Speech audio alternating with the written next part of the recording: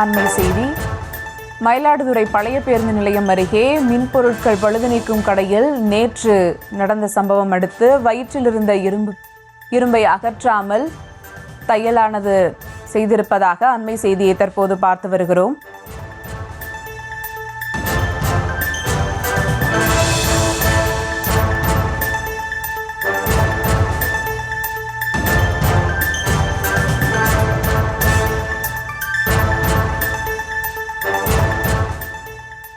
இரும்பு பொருளை வைத்து தைத்ததாக அண்மை செய்தியை தொடர்ந்து பார்த்தோம். இது குறித்த கூடுதல் விவரங்களோடு இணைகிறார் செய்தியாளர் செல்லப்பா. வணக்கம் செல்லப்பா, விவரங்கள்.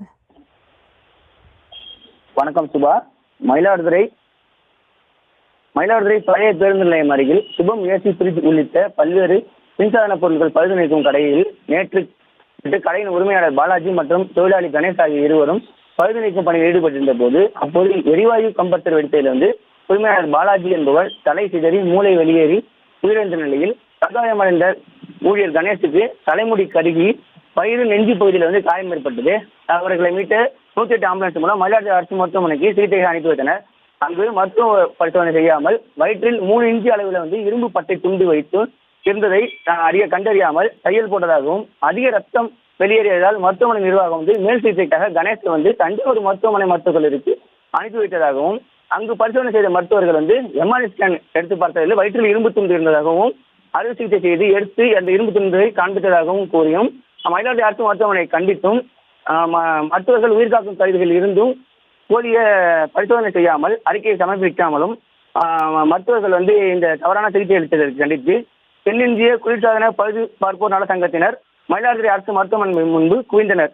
அதனைத் தொடர்ந்து அச்சங்கத்தின் மாநில பொதுச் செயலாளர் சிவகுமார் தலைமையில் மயிலாடுதுறையிலிருந்து கும்பகோணம் செல்லும் பிரதான சாலையில் 50க்கும் மேற்பட்டோர் மயிலாடுதுறை அரசு மருத்துவமனை நிர்வாகத்தை கண்டித்து சாலை மறியலில் ஈடுபட்டனர். அப்போது கண்டன கோஷங்களை எழுப்பியும் தங்களது கண்டனத்தை பதிவு செய்தனர்.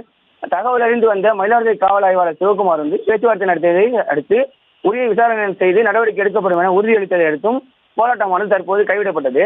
இந்த போராட்டத்தில் அரை மணி நேரம் போக்குவரத்தானது பாதிக்கப்பட்டது.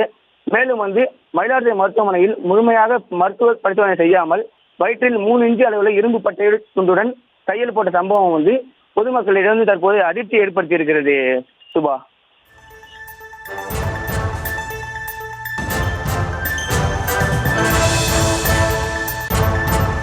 விவரங்களுக்கு நன்றி செல்லப்பா.